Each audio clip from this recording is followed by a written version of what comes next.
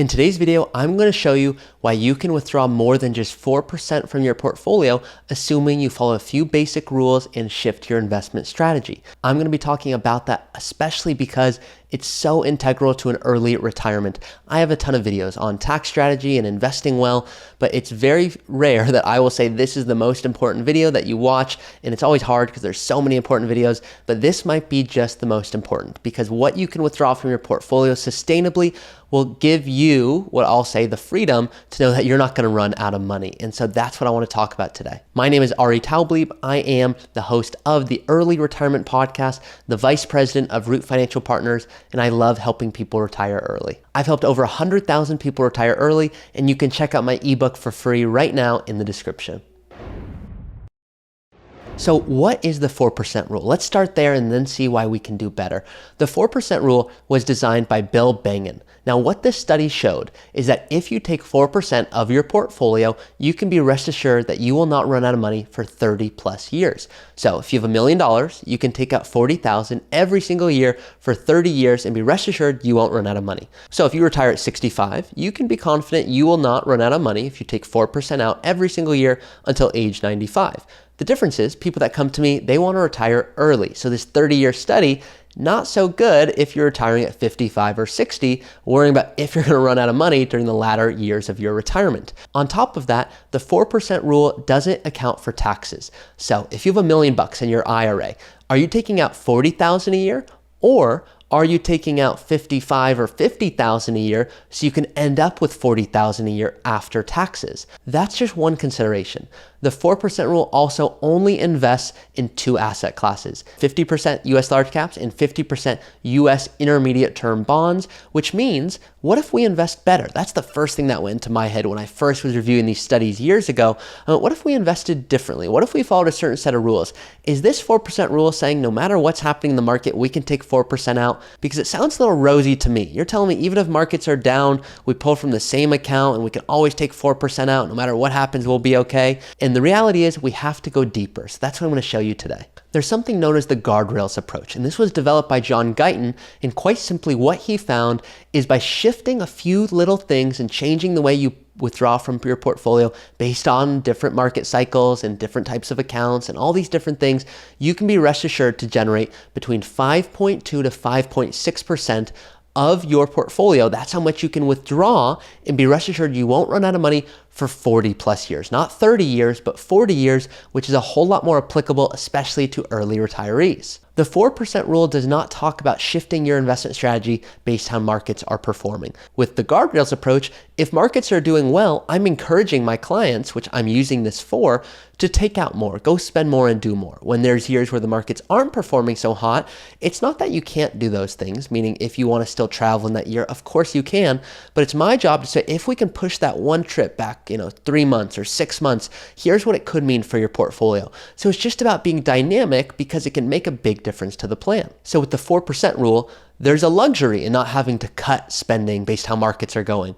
But there's also the flip side to that. And the flip side is that you cannot increase spending when things are going well, which in my opinion has to be considered. We have to work with the market as opposed to following a set guideline that no matter what markets are doing, we can comfortably take this out and never worry. To me, that doesn't build confidence. So here are my concerns with the 4% rule, if you can't already tell. Number one, it assumes that everything happened in the past will just happen in the future. So if you're basing your whole argument on the 4% rule, okay, that's great, but it doesn't mean in the future that you're going to be okay if you follow that set of guidelines. And number two is you could sell yourself short if you just use the 4% rule. What if you could retire earlier by looking at different studies and shifting your investments, and you can retire 2, 3, 4, 5 years earlier by just investing differently or having a better understanding of what your portfolio could create for you? To me, you're selling yourself short by not going deep enough with the 4% rule.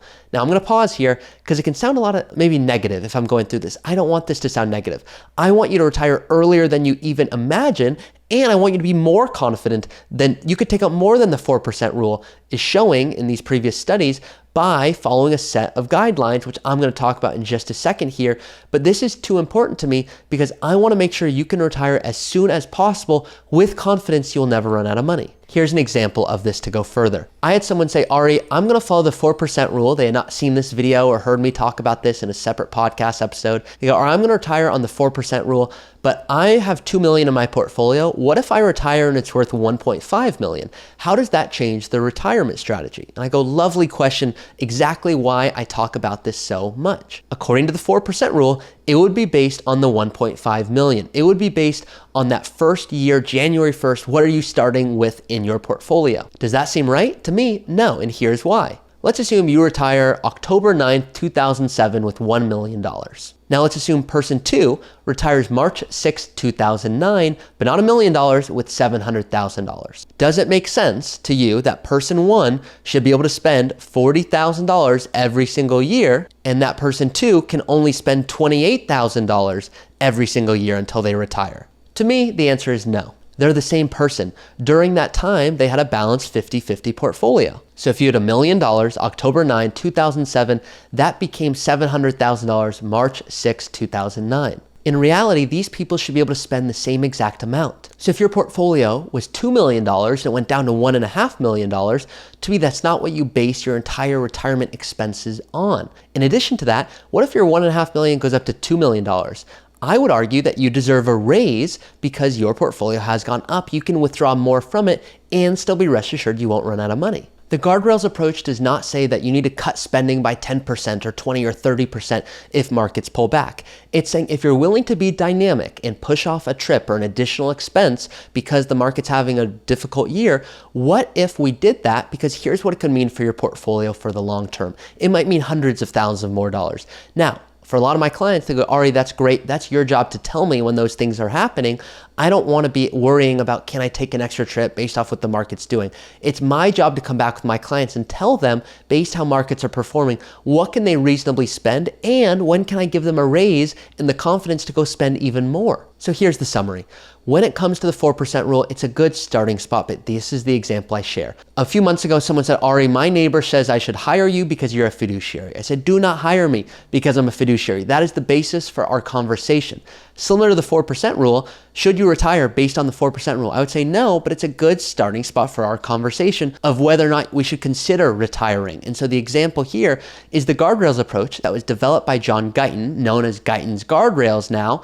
What it says is if you invest in different asset classes, not just intermediate term US bonds, not just US large caps, if you shift your investments and the way you withdraw income based off a set of guidelines, you can be rest assured that your money, you can withdraw 5.2 to 5.6% of your portfolio every single year, all the way for 40 years. So if you're retiring at age 60, it's comforting that you're going to be at age 100 plus, and you're going to have more than you know what to do with in most cases. The reason for that is you're not just investing in those two asset classes. You have small companies, small value, small growth, mid companies, international, real estate, emerging, developed markets. You have to diversify, and that is why it's so important to develop this strategy, follow the guidelines, and invest well, because you're not marrying your expenses. I tell people, I hope you marry your partner forever. You do not marry your tax strategy. You don't marry your asset allocation. You don't marry your withdrawal strategy. Bad jokes, of course, but the goal here is to understand that you can create more from your portfolio. Why is that important? You could retire sooner. You might be able to spend more. And I'm only saying this because I think you can have a better life. If I thought at all that by doing any of these things, you would have less money, then this would be a terrible recommendation. I would not bring this up to my clients. But the reason I'm helping people think differently about an early retirement is I'm so passionate about you being able to know when financially you are in a position where you no longer need to keep working. If you want to keep working, great, that's a different conversation. But it's so integral that you understand if you follow certain guidelines and pull from certain accounts and shift the way you're investing, you can withdraw more than the 4% rule. If this video was helpful, like this video and subscribe for more content so you can retire early with confidence. If you're looking for a custom strategy for yourself to understand how you can really make this withdrawal rate be as high as possible while making sure you never run out of money, connecting that to your investments, your taxes, your estate plan, That's what I love to do. So feel free to reach out to myself or another planner who resonates with you. I hope, I tell people, everyone this, that when you're going through a planning process, the finances, I hope that makes sense. That's kind of the minimum. But I also hope you like them, because you're going to be talking to them for 30, 40 plus years. And I hope that you're enjoying those conversations. Not I'm meeting with my boring financial guy, but it's no, I'm talking about what's most important to me during these meetings and how to live my best life that you've worked so hard for. Thank you so much for watching today's video. If you don't know, I am the host of the Early Retirement Podcast, and this is what I love doing. I help people create a custom strategy to retire early. You can always reach out to me or a member of our team here at Root, and we would be happy to walk you through our planning process to show you how we can help you get more life out of your money.